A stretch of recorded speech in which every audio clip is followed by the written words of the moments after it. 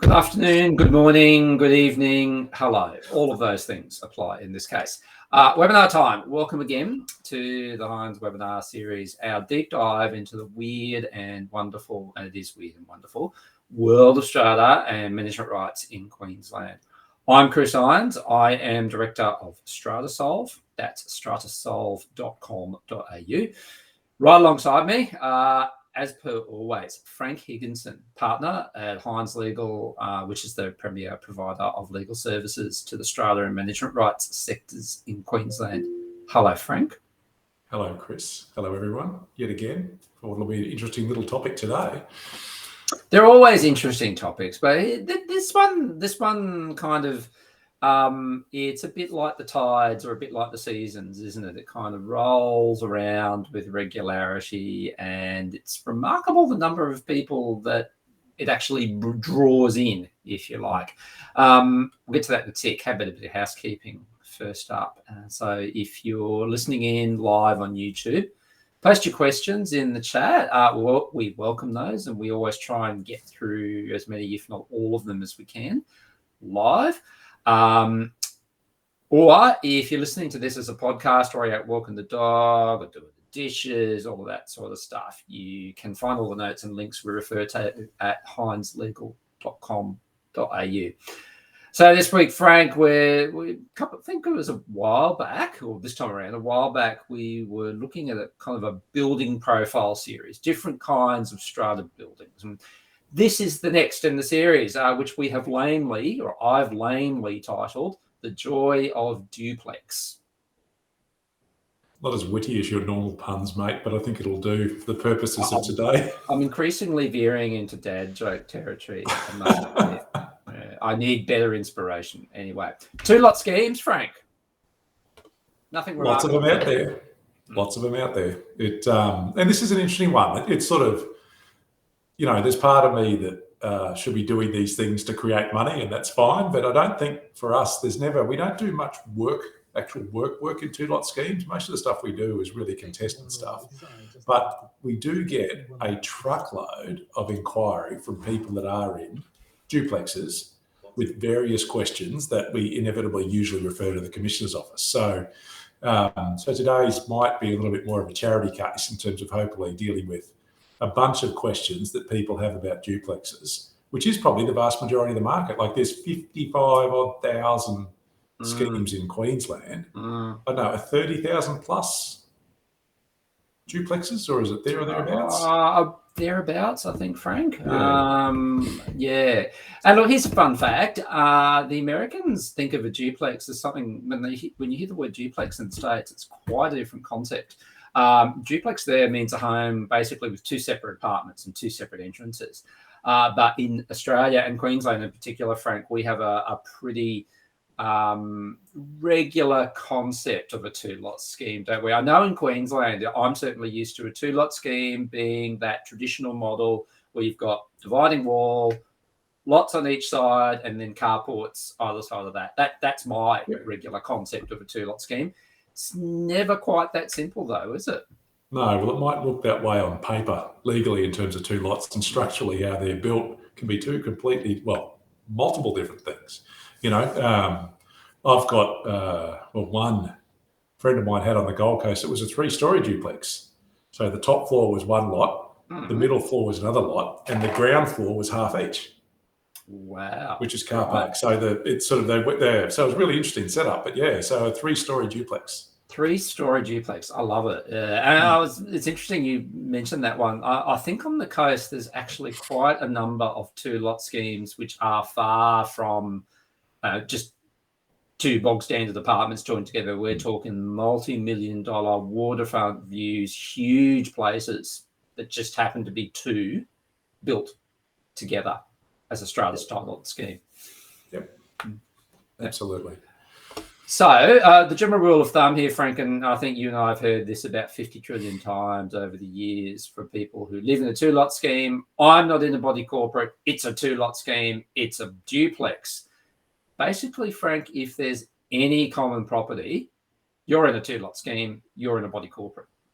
Absolutely. And I mean, it still drives me to distraction when I see things that I know are bodies corporate, not in terms of having done the investigation, but you look at it and you know it's a body corporate in a real estate ad and they say no body corporate. It's like, guys, come on, there absolutely is. And here's a little trick, I suppose, or trap for the young players.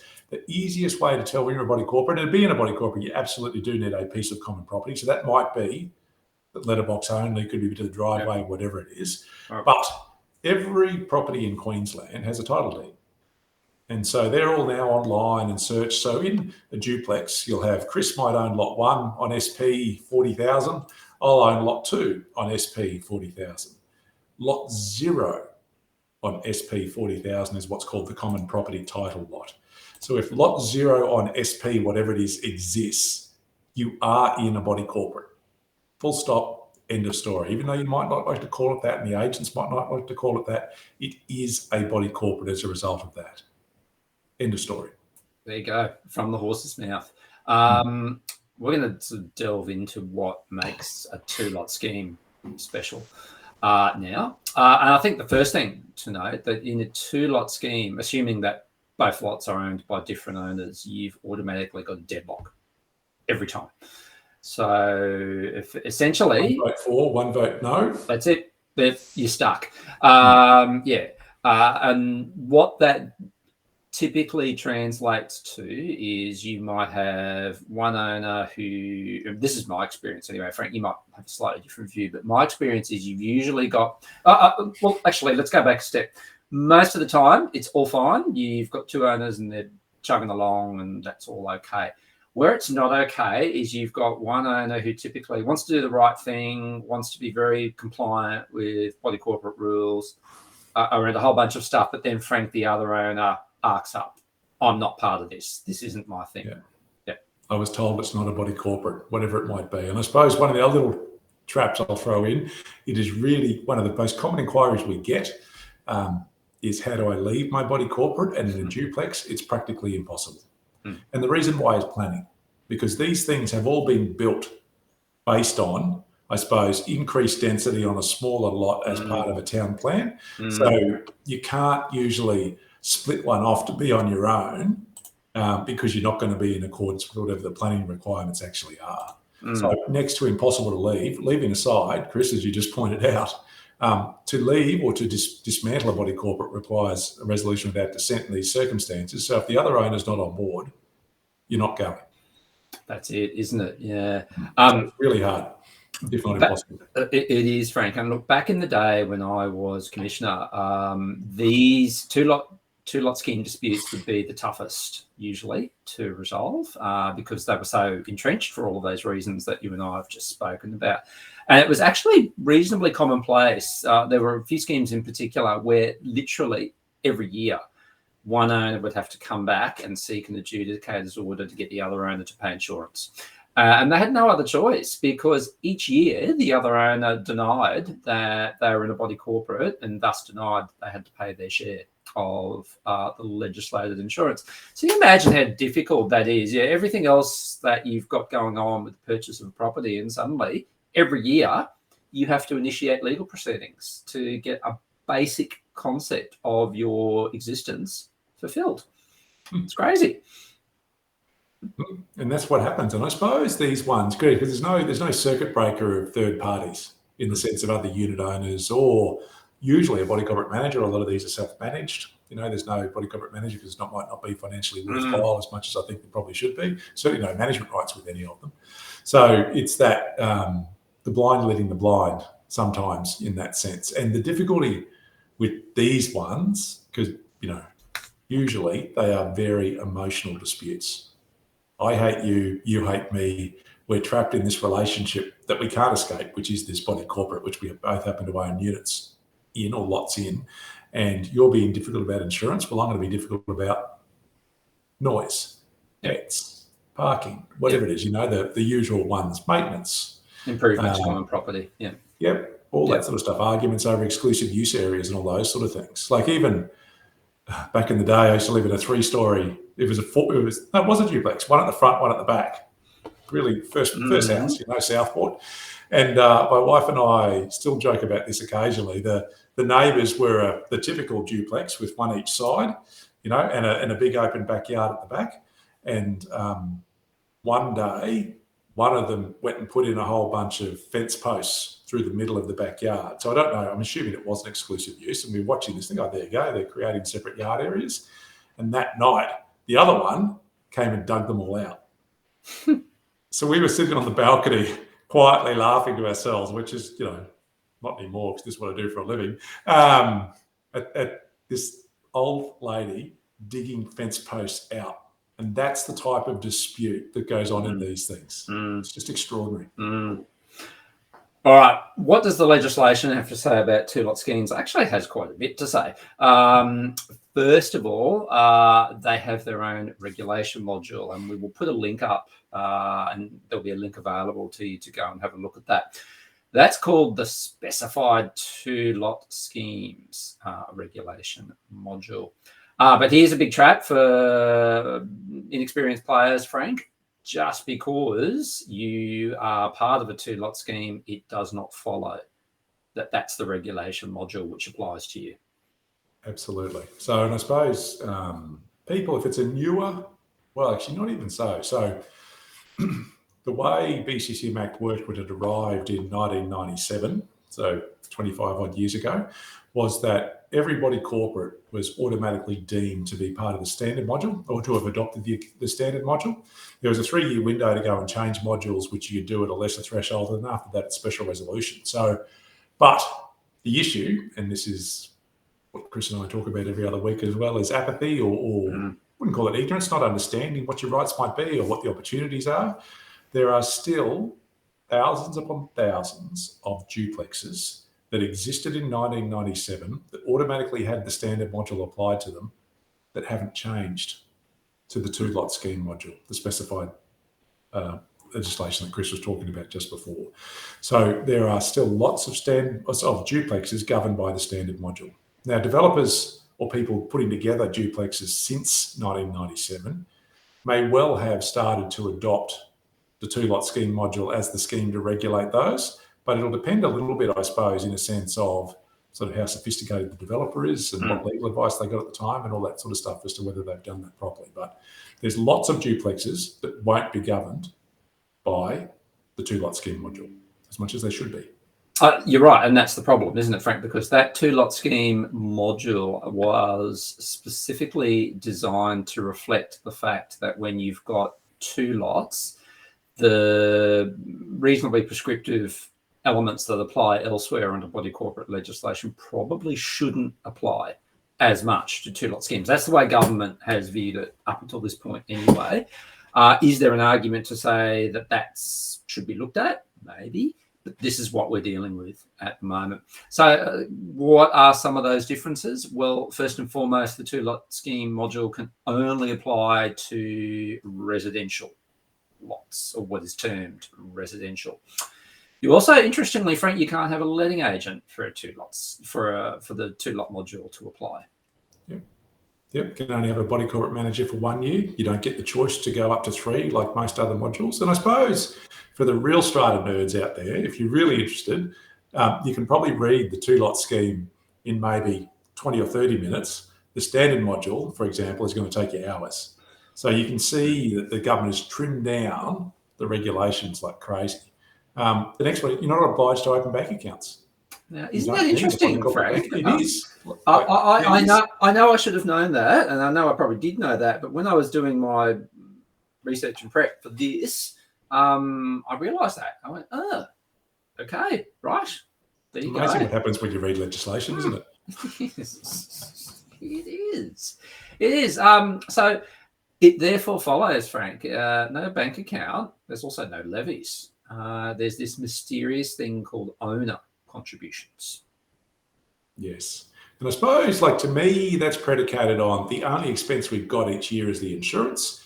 So it's going to cost $800. You give me your $400 and I'll pay both. So rather than channeling through the bank account, it comes out. So it does reduce the administration.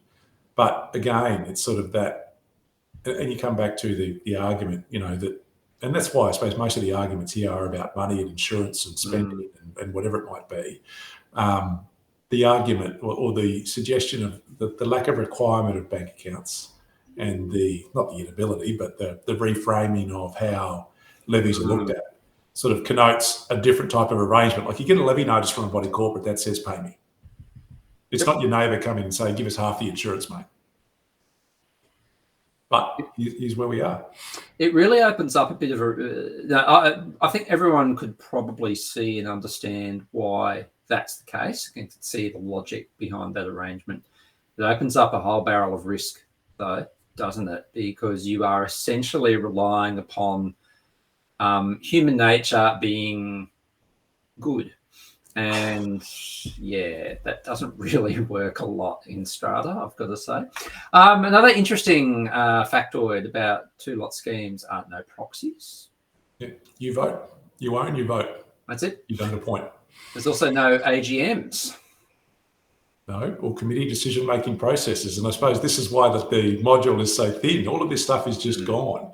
And you can have unit owner agreements. So the owners can agree amongst themselves what it is that they want to do for their particular body corporate. And I suppose the lawyer in me, we don't do cottage conveyancing. Our conveyancing that we do it is tied up with management rights, so tied up with the business and a bigger lot usually. In cottage conveyancing land, where you're just doing ordinary, mum and dad conveyancing all day, every day properties, you see a fair bit of this, where there's lots of duplexes. Those unit owner agreements don't need to be registered. So if Chris and I agreed that the owner of lot one's going to pay 80% of the insurance for the next 5 years in exchange for something that I've actually done for him in the meantime, and that's just a document between us. It's not registered on title. Exchange of emails, isn't it, Chris? Yeah, it is. And how does a buyer find out about that from a due diligence perspective or a conveyancing perspective? And so I go and knock on your door in due course and you say, no, mate, you've agreed to pay 80%. What? Really? Have I? Yeah. Well, and there you go. So, yeah, that sort of stuff is really, it's just off the reservation in a sense compared to what we're normally used to in a strata context where body corporate records are everything. Yeah. So that's a really interesting part of things, that one. Then we've got the scenario where you might have a duplex where one owner owns both lots. I've got a family member who does just that, runs it as an investment property.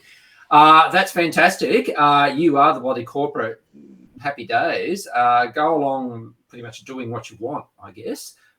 But remember, if at any point you want to sell one or both, you want to make sure there's a good framework in place. And it goes to the point you were just making, Frank, doesn't it?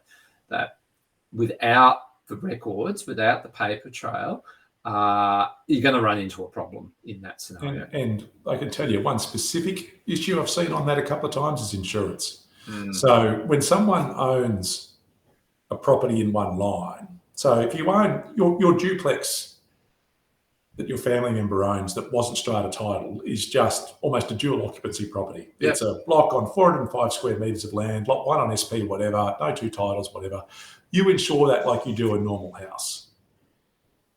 With a body corporate, it's different because you've got the plan format stuff that we've spoken about, building format versus standard format, and you've got common property. And the common property isn't owned by any individual lot owner, but it's owned by the body corporate. So it's its own entity. So it needs its own insurance.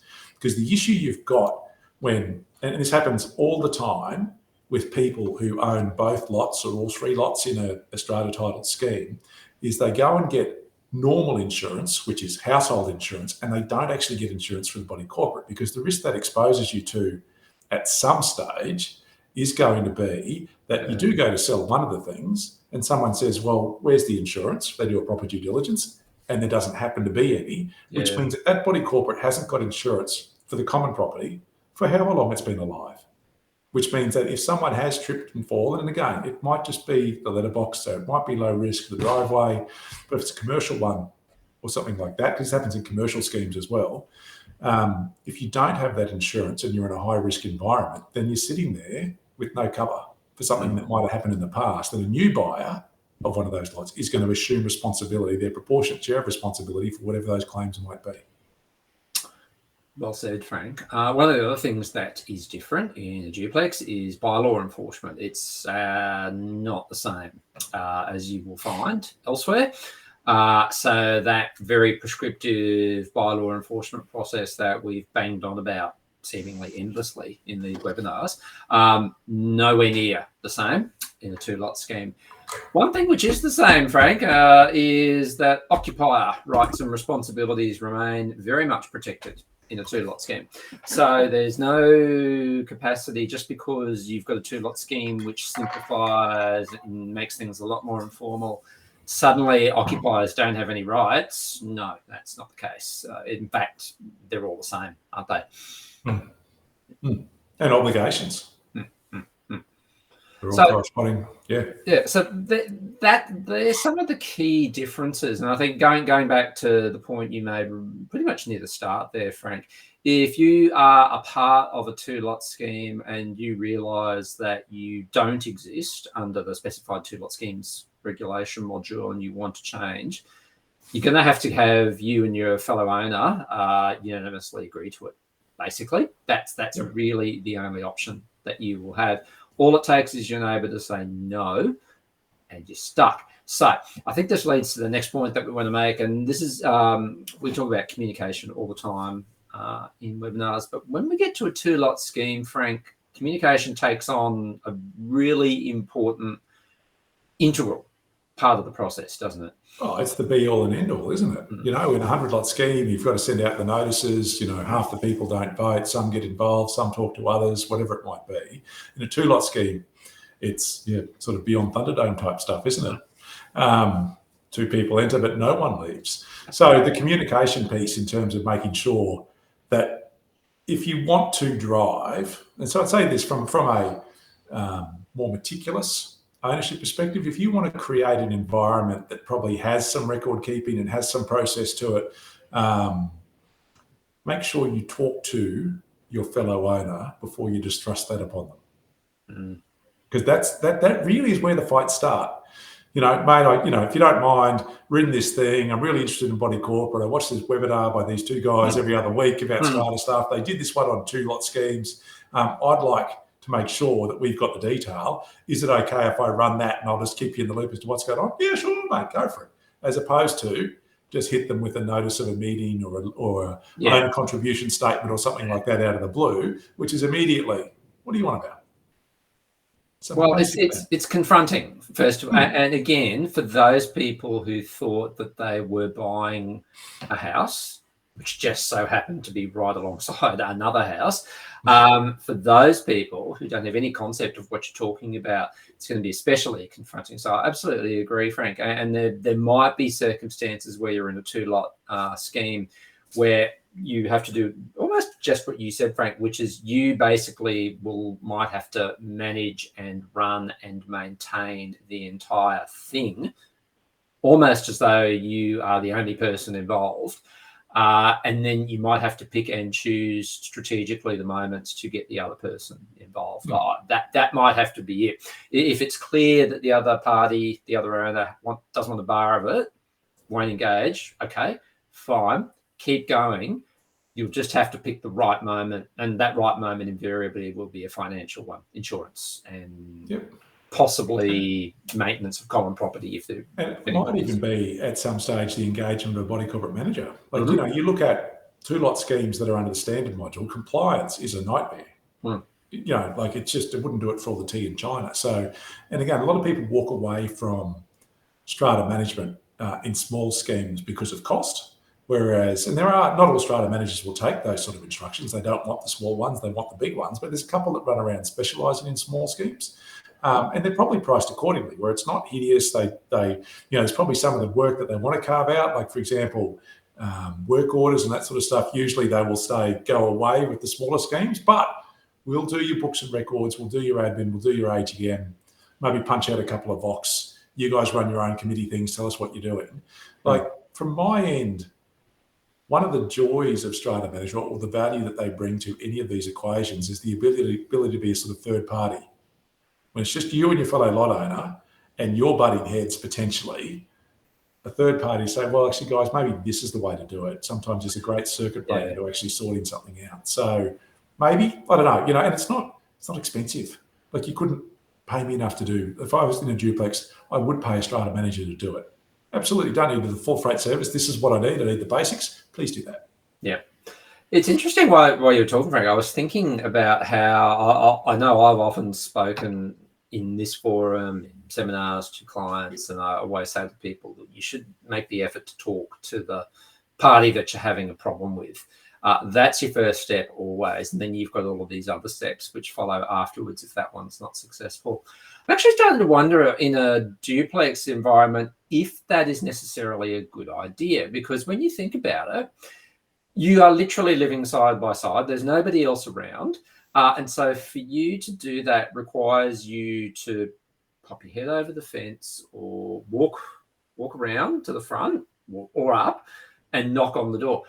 I actually think there's something more confronting, oddly enough, about that than there is doing that in another scenario. There's just something localized and narrow, and I'm just trying to find the right word for it, Frank. Something. I know what you mean. Yeah. There's something much more. I know what it is. There's something much more immediate about informal communication when your neighbour is literally the only person alongside of you. I actually wonder if you need to just be a bit more cautious in that scenario. What do you think? Yeah, well, I suppose it's always horses for courses, isn't it? People's personalities are interesting things. Some people are super sociable. You might knock on the door and they want to be your best mate suddenly. Come in for a beer. It's like, well, actually, I don't want to come in for a beer. I just want to start the business of this body corporate and go back to my little man cave on the other side, thanks. It's even those things. Like, it's funny, and mate, you'll be the same. All day, every day, you talk to new people about new things, and you're constantly mentally active, and away you go, and you've got to focus and concentrate. And you get to outside hours, and it's like, you know what? Nobody talks to me. My phone goes off. I'm just going to sit here and scroll the interweb for an hour and not talk to anyone. You know what I mean? Someone coming and knocking on my door to introduce themselves as my neighbour. It's like, yes, socially I should do that, and it's a good thing to know who they are. But if they're doing it at 5:30 on a Friday, it's just like, no. Yeah. Just not in the headspace to deal with it. So even getting that right can be difficult. So I think maybe what it means for the best takeaway that we can give people in a two-lot scheme scenario is you really do have to take responsibility for yourself. It's very difficult to compel your neighbour to get involved if they either don't want to or don't believe it in the first place. That's really important here. So you might have to take responsibility for yourself. That might mean that you maintain things and sort of move things along as best you can under the circumstances, but it really, as you say, Frank, I think really reinforces the idea that this is communication on a very business-like basis. Chummy kind of chat about the business of Strata and a two-lot scheme probably isn't going to be ideal in this scenario. But it might work for some people. Maybe, this is the thing. Maybe there's two Strata geeks sitting living beside each other, and away we go. I want to be in the standard module and be regulated up the wazoo. Let's go. Up the wazoo, absolutely. Got a question here, right at the end here from Nanadele. I believe that's how it's pronounced. Thanks. Question 1: is a small scheme module the same as a two-lot scheme for a duplex, Frank? No. So I suppose we're going to get our big modules. I suppose accommodation, commercial, standard. Then at the smaller end of the market, you've got small schemes and the specified two-lot scheme module. So small scheme module is for 6 lots or less.